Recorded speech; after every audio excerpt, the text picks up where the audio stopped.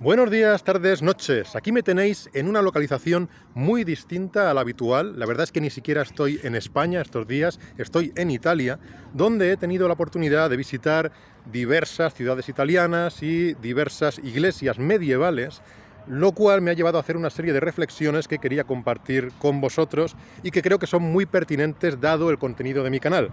Por cierto, para que veáis dónde estoy, aquí podéis ver un castillo medieval justo detrás mío. Veis las almenas del castillo, aquí podéis ver que hay pues tres almenas con una forma plana en la parte superior, y las otras almenas, las del otro lado, tienen como una forma de V redondeada, como dos cuartos de círculo que convergen. Pues, ¿por qué os explico esto, no?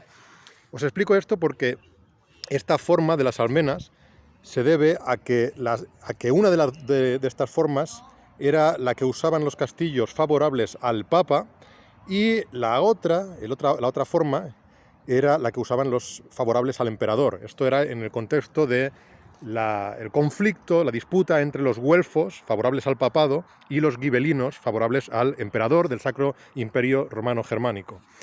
Era un contexto que, que a mi juicio es uno de tantos contextos que en el ámbito medieval europeo refleja cómo en la cristiandad existía permanentemente un conflicto o una separación, de hecho, una separación visible entre el poder eclesiástico y el poder, el poder temporal, político, que ostentaban los monarcas o los emperadores, y había conflictos, evidentemente, de competencias entre estos dos poderes, algo que no se daba en otros contextos de otras religiones, como por ejemplo en el caso del Islam. Y os explico esto porque este es un tema que me gustará seguir desarrollando en algunos futuros vídeos, hablar de las diferencias que hayan podido tener impacto según las religiones que hayan dominado diversos ámbitos geográficos, no solo haciendo comparaciones, por ejemplo, entre cristianismo e islam, sino también haciendo comparaciones entre cristianismo católico y cristianismo protestante. Creo que este es un campo que a lo mejor os podría interesar a todos los que os interese, pues además de discutir si las religiones son verdaderas o falsas, discutir qué impacto han tenido a lo largo de la historia, que creo que es algo muy interesante. En todo caso, como os digo, pues he estado visitando iglesias medievales y localizaciones medievales que me han llevado a plantearme pues hasta qué punto tiene algo de real este mito tan difundido de que la Edad Media fue un periodo tenebroso, un periodo de tinieblas en el que se detuvo todo progreso científico, tecnológico y filosófico incluso. Y pues que ese periodo, que habría durado pues 1000 años, en teoría, si cogemos la división, lo que Celarius llamaba Edad Media, ¿no? La división que iría desde la caída del Imperio Romano de Occidente en el año 476 después de Cristo hasta, no sé, pues hasta el descubrimiento de América en 1492, por ejemplo, pues tendríamos más de 1000 años de Edad Media y más de 1000 años de oscuridad y de tinieblas y de ignorancia. A mi juicio, este siempre ha sido un mito bastante fácil de desmentir. Además, sobre todo cuando se intenta culpar al cristianismo, ¿no? de estas tinieblas. Y ya os digo, este es un canal en el que yo soy muy crítico con el cristianismo. Soy crítico básicamente porque creo que no es verdad. No creo que, bueno, yo no soy creyente. Creo que no es una religión verdadera porque no creo que haya religiones verdaderas. Pero eso no significa que tenga que contribuir a ese mito. El mito yo creo que incluso empieza desde los que incluso intentan acusar al cristianismo de ser el responsable de la caída del Imperio Romano. Esto ya se ve, por ejemplo, en Edward Gibbon, que escribió su famosa obra sobre la decadencia y caída del Imperio Romano, y que decía que el Imperio Romano, la caída se produjo por el cristianismo, o sea que fue la llegada de la religión cristiana lo que destruyó el imperio. Lo cual no tiene demasiado sentido si se considera que, por ejemplo, la parte oriental del imperio, la parte de Bizancio, de Constantinopla, pues siguió en pie e incluso tuvo una época de prosperidad en el siglo VI con Justiniano, un apogeo, una época de esplendor. Y bueno, y la parte oriental era tan cristiana como la parte occidental. Así que no, esa teoría no tiene mucho sentido. Yo creo que el Imperio Romano, su caída se explica mucho más fácilmente por otros fenómenos, fenómenos económicos que ya venían dándose desde hace tiempo. El Imperio Romano ya estaba en crisis desde el año 236, hubo una crisis muy fuerte en el año 236, ya estaba en crisis incluso, yo creo que ya la semilla de la crisis del Imperio Romano ya la encontramos en los últimos Antoninos, bueno, antes de Cómodo. Yo diría que incluso el problema viene con el emperador Adriano, que dejó de expandir el imperio y que, por lo tanto, al ser un imperio que dependía de la expansión para seguir subsistiendo económicamente, ese frenazo en la expansión ya fue un primer problema. Pero hay muchos factores, ¿no? Yo creo que la Edad Media, sobre todo, hubo un factor que muchas veces se desprecia, que es el factor militar, el cambio en la forma de hacer la guerra, en el que durante la Edad Media fue sustituida la infantería, que había imperado en la época del Imperio Romano, fue sustituida por la caballería. La caballería que vino gracias a la invención del estribo, que venía de Asia, el hecho de que los caballos tenían estribos y que esa tontería, ese detalle de incluir el estribo en el caballo y de que ahora la caballería fuera lo relevante en la batalla, tuvo un impacto tremendo. No tengo tiempo para desarrollar esto aquí, pero si queréis algún día hablamos de por qué creo que esto fue un factor fundamental en cambiar completamente, digamos, de paradigma en Europa, o sea, en pasar de un sistema a otro totalmente distinto. No creo que fuera el único, pero creo que tuvo mucha relevancia. En todo caso, ¿qué pienso yo sobre el mito de la Edad Media como periodo de oscuridad? A ver, primero diré muy brevemente lo que pienso que es falso de este mito y lo que lo convierte propiamente en un mito. Yo creo que, por ejemplo, a nivel tecnológico, la Edad Media, cogiendo los 1000 años de Edad Media, no es que tenga mucho que envidiarle a épocas precedentes. Es cierto que después, desde el Renacimiento, pues evidentemente hay una aceleración constante del progreso, de las invenciones, eso es evidente, a nivel tecnológico. Pero no creo que a nivel de progreso tecnológico, por ejemplo, está claro que si tomamos, no sé, la Baja Edad Media, el periodo posterior al año 1000 después de Cristo, bueno, pues a partir de ahí, a ver, ya tenemos, no sé, tenemos las lentes que había perfeccionado Alhazen, tenemos, más adelante, ya en el 1200-1300, se tiene el uso de la pólvora, que esto no estaba en la antigüedad, pues esto sí que estaba en la Edad Media. Y respecto a conocimientos, claro, muchos de estos conocimientos venían de Asia, evidentemente, pero respecto a conocimientos sobre el mundo, sobre, ¿no?, conocimientos científicos, este tipo de cosas, a ver, se habían almacenado y se habían recopilado muchos de los que ya venían de los griegos. Se sabía que la Tierra era redonda, esta tontería que dicen de que Cristóbal Colón demostró, ¿no?, bueno, pretendía demostrar, no demostró nada, pero pretendía demostrarle a los clérigos que se oponían a su viaje que la Tierra era redonda y que le decían que no, que era plana. Esto es una tontería. Sabían que era redonda, sabían cuánto medía, porque Eratóstenes había medido las dimensiones de la Tierra con un palo.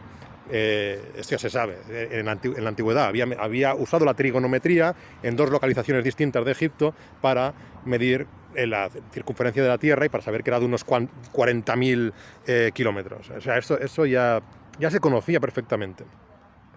El que no lo conocía era Colón, de hecho, que pensaba que la Tierra era más pequeña. Él había tomado mapas de Toscanelli o de Marino de Tiro y tenía las mediciones incorrectas. Bien, en todo caso, entonces todo ese conocimiento sí que se tenía en la Edad Media. Por lo tanto, esta idea de la Edad Media como un periodo de ignorancia, pues a mí siempre me ha parecido muy ridícula. De hecho, peor aún, o sea, es que la ignorancia estaba en el clero. Perdón, ahora lo he dicho mal. Quiere decir, el conocimiento estaba en el clero. Este conocimiento científico, este conocimiento sobre el mundo, almacenado, resguardado, eso estaba en el clero.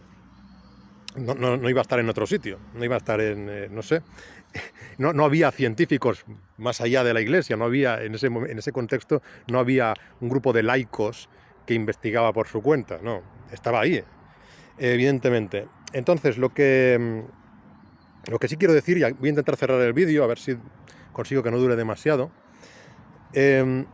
es que, a pesar de que yo rechazo el mito, yo creo que la Edad Media no fue lo que muchos pretenden que sea, o sea, no fue ese periodo de tinieblas, fue un periodo sumamente interesante.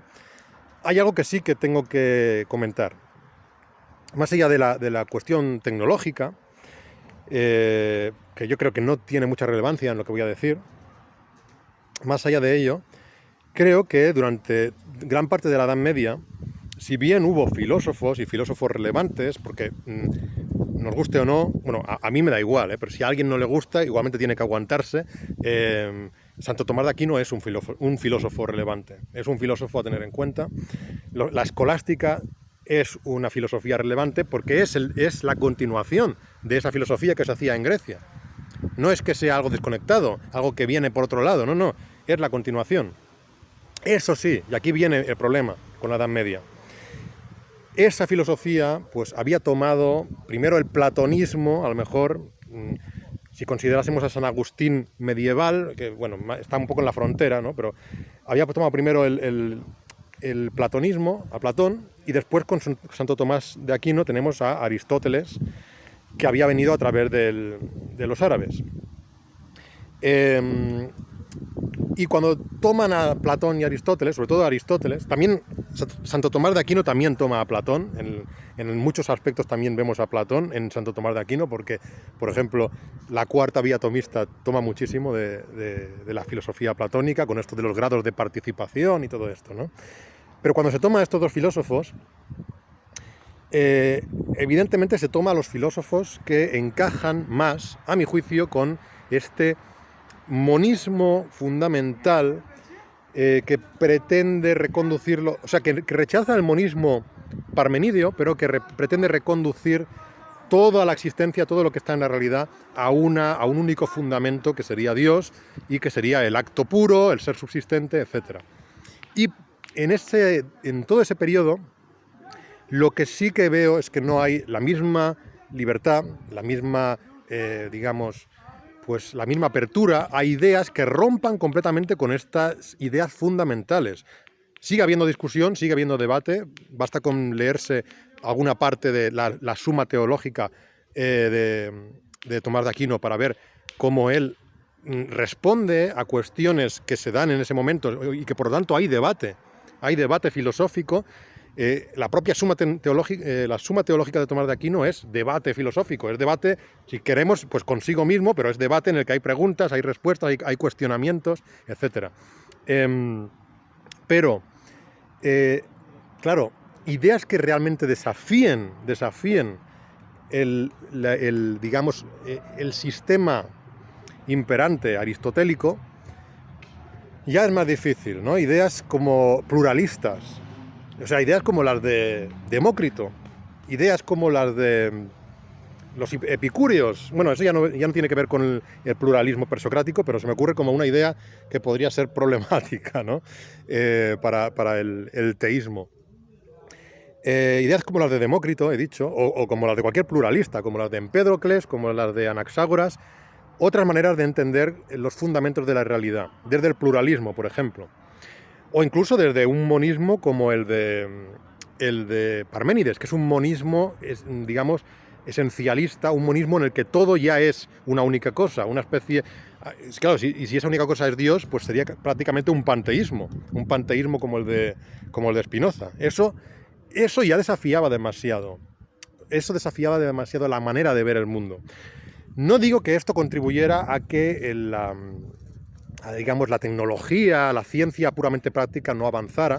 Yo creo que no se puede decir eso propiamente de la Edad Media, como que la ciencia práctica no avanzó. Yo creo que en el ámbito estrictamente militar avanzó, sobre todo en la última parte de la Edad Media, sobre todo porque lo militar, la ciencia práctica militar es algo que se impone, por supervivencia y que va funcionando al margen de cuál sea la cosmogonía que cada uno tenga sobre cómo se explica la realidad del mundo. Entonces hubo otros ámbitos en los que evidentemente se progresó tecnológicamente y que no deben despreciarse. En otro vídeo vamos a hablar del tema del progreso científico en el ámbito tecnológico y militar, porque me interesará hablar de esto, sobre todo a raíz de lo que ha pasado en la guerra de Ucrania, con Putin y con todo esto, porque tengo algunas reflexiones que hacer sobre la manera en que progresa la tecnología en algunos ámbitos y la manera en la que no progresa el conocimiento en otros ámbitos al mismo ritmo en la humanidad. En todo caso, bueno, yo creo que ya el vídeo ha durado demasiado, unos 15 minutos, no está mal. Me gustaría saber qué opináis sobre estas cuestiones y nada más que decir. Hasta la próxima. Eu.